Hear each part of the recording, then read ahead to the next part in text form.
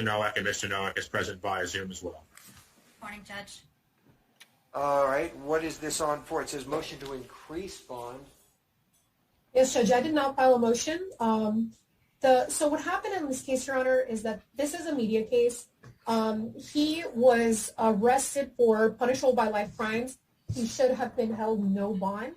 However, this is one of those charges where the PBL comes in at the very end of the charge, and I think the clerk's office made an error, allowed him to bond out prior to seeing a bond appearance, or prior to going to bond hearing. Somehow I think he was given standard bond of $21,000, $10,000 on count 1 and count 2, and then $1,000 on count 3, Judge. My issue, Judge, is that there's no stay away order on the case yet. That's why, Your Honor, asked the defendant to be present. I also am very concerned that the defendant has been essentially terrorizing the victim. I mean, the victim's 14 years old, and there's been a lot of... Since the arrest? Since the arrest, Judge. He's been very communicative on, he's been very vocal on social media, on, there's been videos of the victim drugged by this defendant leaked online. Your Honor, on this case, we do have DNA showing that the defendant's sperm was on the victim's clothing. Your Honor, may I ask why any of this is appropriate, considering no motion has been filed? Yeah, that's the thing. I don't like being ambushed with all of this. This is nor do I, Your Honor. This is entirely inappropriate. If in fact the state was seeking a motion for pretrial detention, they should have done it. I mean, well, Judge, now as far as the stay-away order is concerned, I can certainly do that, but I just can't go ahead with allegations from the state without giving notice to the defense. I mean, certainly I would hear it, but I can't do this in a vacuum like this. So the only thing that I know that this was reset for, which was advised to me the last time, is that the stay-away order was not properly presented, and I'm ready and able to do that at this time. Judge, you are the first appearance, Judge, regarding the information that was filed, Judge. He was charged with a total of 6 counts, Judge. And they're different. They're all different from the charges, except for Again, one. Your Honor, excuse me, I have to interrupt. This is entirely... Hold on. Mr. Terrace, hold on. Let her finish. Just let her finish. I'll allow you to make your argument. Go ahead. Thank you, Your Honor. He has been charged with 6 counts. One of them is the same, but there's 5 additional counts, Your Honor. So Your Honor does have to set bond on those counts. And then the stay away order has to be set. I will be filing a motion to increase bond. And I understand that Your Honor does not want to be ambushed. I will file that at a later time, but I did want to put the court on notice that with regards to the other bond amounts that need to be set, Judge. All right. So we definitely have to address bond. Okay. Now, did you have a response, Mr. Taras, and then I will deal with the information. Yes, Your Honor. We don't. There is no motion pending before the court. The state, no one. Our side certainly did not ask for a schedule bond. That was something that the state of Florida decided to place on this case. Those charges were higher charges, and they were downfiled.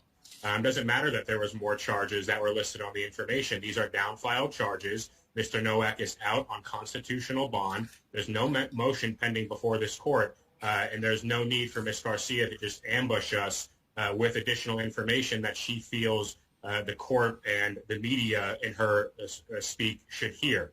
So we are entirely prepared to address a motion that's before us. Not another word needs to be said regarding a motion that's not pending before this court. We do and are prepared to address the no contact situation today. Okay. Now, first things first. First thing I have is I have an information that's been given to me by the clerk that was filed on September 14th, which was 3 days ago. And again, I have many cases on my calendar. Has this defendant been arraigned on this information? He has, Your Honor. He has, Judge. He has. Okay, so he has been arraigned, and I am looking at there are a total of 6 counts.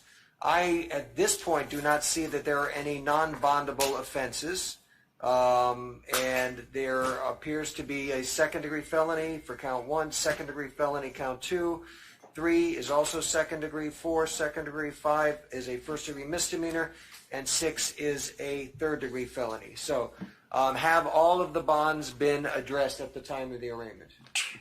No, Judge. No, Your Honor. Okay, well, that's what we need to do as far as that is concerned. And I will, what was he out on previously? Let's just start with that. He was out on count 1 and count 2 for $10,000 each. And then count 3 on the information was a misdemeanor, so that was $1,000. So right now he has a total of $21,000 bond. Okay, so 1 and 2. So what was added in the information? So the counts 1 through 4 are all second-degree felonies. Those were not on the information on the. Were not originally charged? Correct.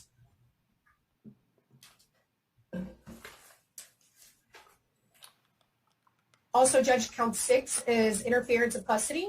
That one also was not charged. Count 5 was charged as count number 3 on the arrest form. So that one should stay at $1,000.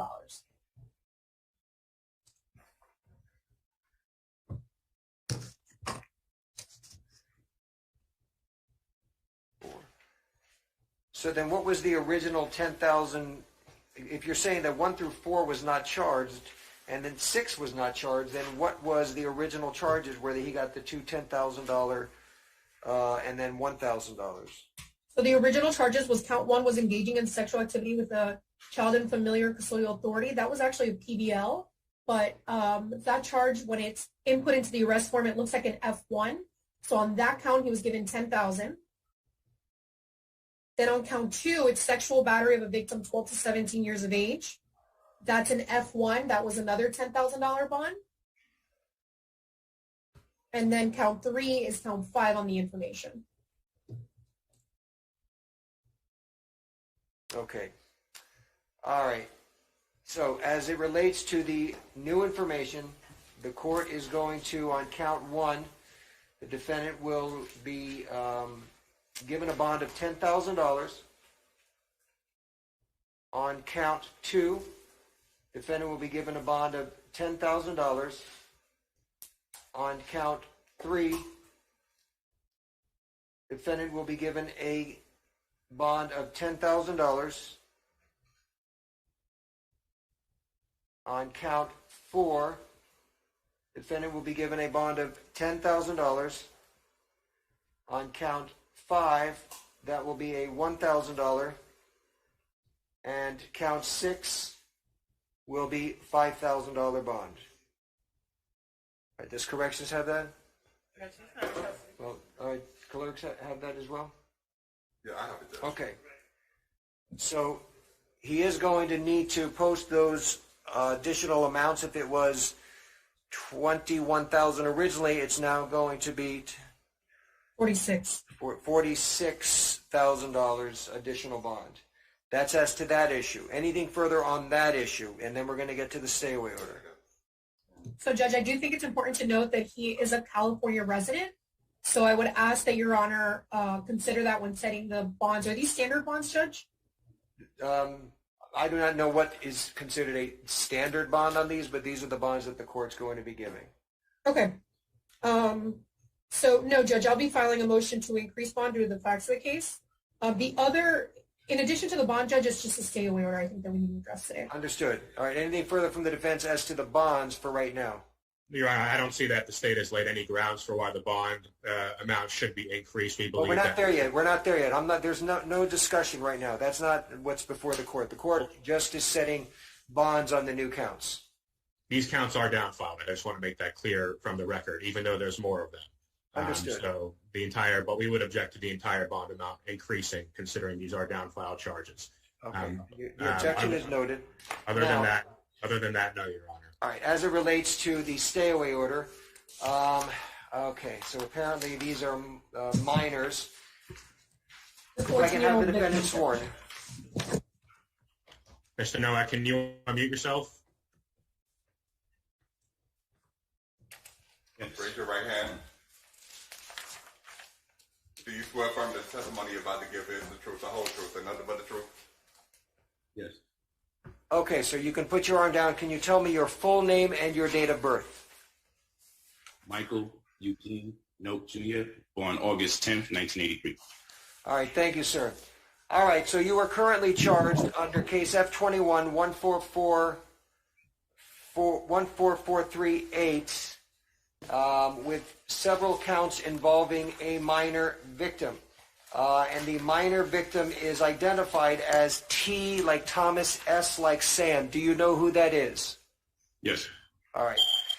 Sir, you are ordered that you can have no contact with TS. And when I say no contact, that means no direct contact or indirect contact.